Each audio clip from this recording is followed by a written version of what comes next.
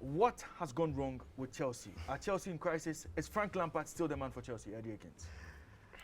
Okay, for starters, I don't think Chelsea are anywhere near crisis. Chelsea is experiencing a slump in form, and I don't think it's time to press the panic button. I only believe that Lampard must start learning quickly, because in England and in the world of football, if you do not learn quickly, you really can face the axe. And so Lampard knows very well that the rope around his neck might be tightening by the game and by the week. But look, I think every Chelsea fan kind of expected this, for want of a better expression, because Lampard walked into the job as an inexperienced manager, okay, a manager who had never really managed at the top level, and so he was definitely going to, face these kind of things. I think that the quality of decision making has been poor, and it's as a result of his inexperience at this level.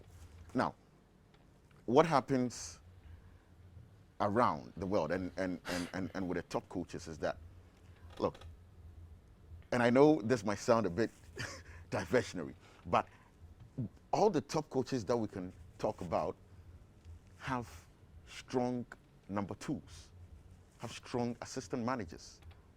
Okay, so you can talk about a Pep Guardiola at Man City, who referred to an Arteta as the analyst and that person who brought about solutions. You can talk about a Mourinho talking about Rui Faria as a strong arm. You can also talk about Jurgen Klopp, who referred to Buvac as the brain of his team.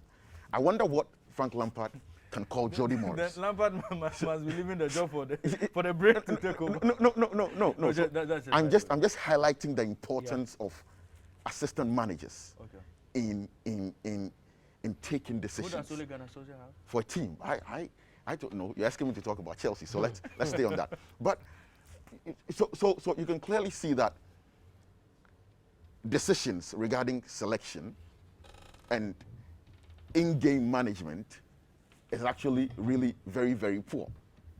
Okay? And that stems from the fact that, look, both number 1 and 2 are quite inexperienced. Who's number 2? Jody Morris. Okay, so what counsel is he offering Frank Lampard? Is Lampard alone in this? Is Lampard alone in this, facing this on his own? What is Jody Morris also offering? Because look, all the top coaches have had astute number 2s. But Jody Morris was Lampard's choice. Jody Morris worked with Lampard. He worked with Lampard at Derby County. He believed it was his brain.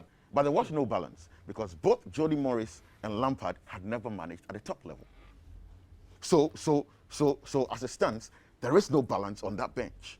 And you can tell from the quality of decisions regarding selection, regarding in-game management. You can clearly see that there is inexperience at play.